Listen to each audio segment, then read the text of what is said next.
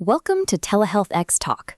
Today, we are covering one of the most talked about and least understood topics in the entire GLP-1 space, the relationship between GLP-1 medications and alcohol. You've probably seen the headlines.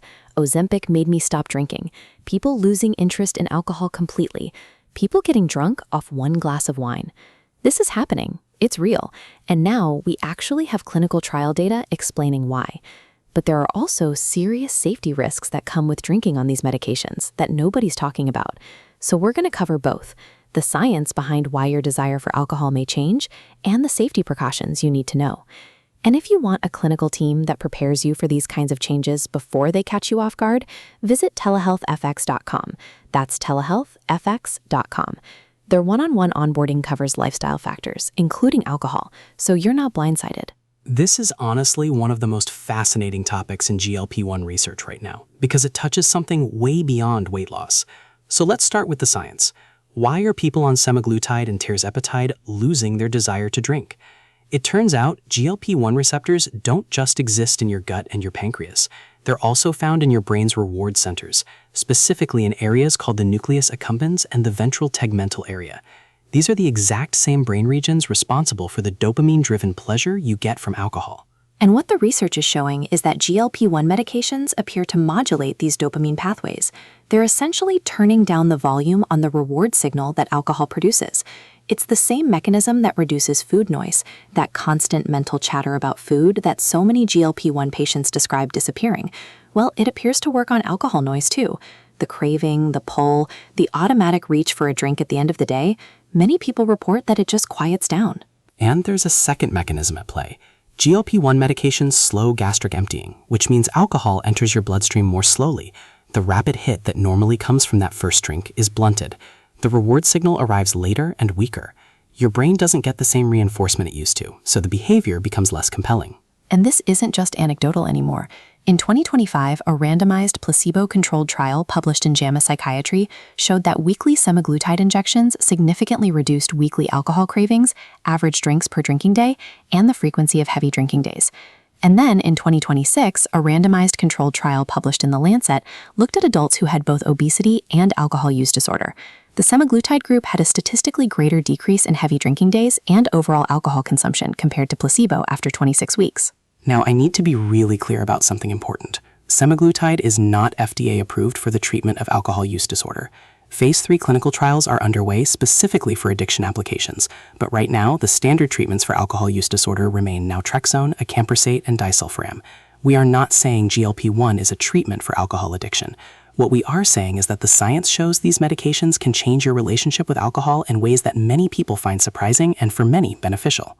Now let's talk about the safety side, because this is just as important. If you're on a GLP-1 medication and you do drink, there are real risks you need to understand.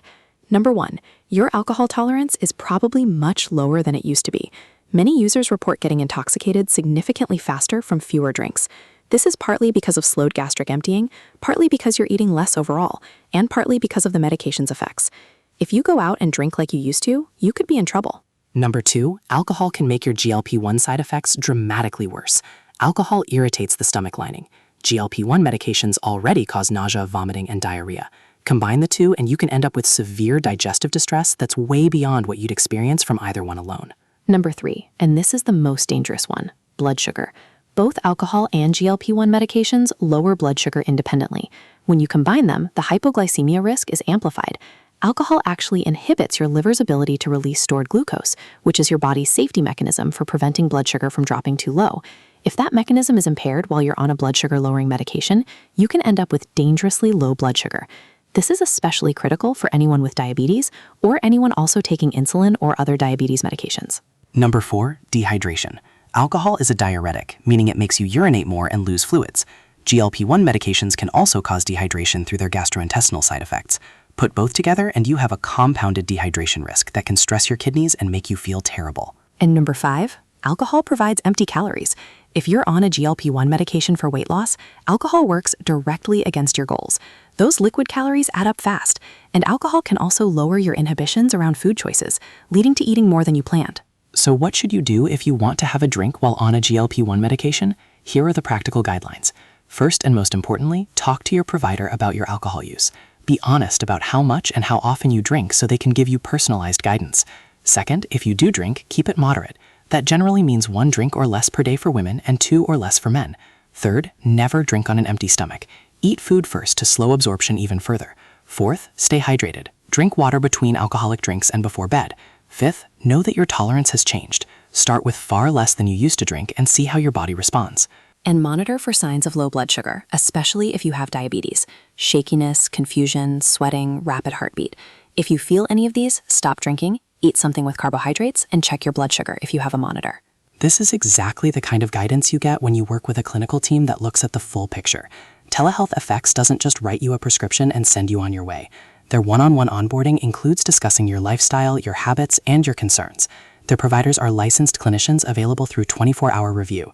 They offer Semaglutide, Tirzepatide, NAD+, and Sermorelin with transparent pricing. No hidden membership fees, 2-day UPS shipping, and they're licensed in all 50 states. Visit TelehealthFX.com. That's TelehealthFX.com. The bottom line is this.